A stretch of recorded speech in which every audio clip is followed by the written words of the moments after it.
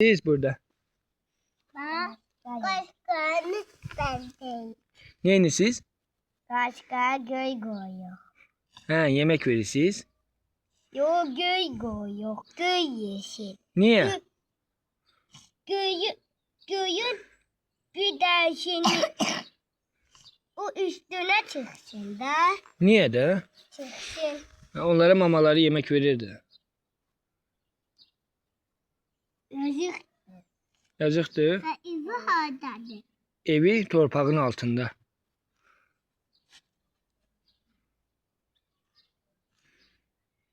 Üstüne atma. Hı? Üstüne koyma da kırağa koy. Buğda verin de onlara. Hı? Buğda. Harca da burada. Buğda aşağıda. Torbada biraz buğda da o toyukların buğdaşından.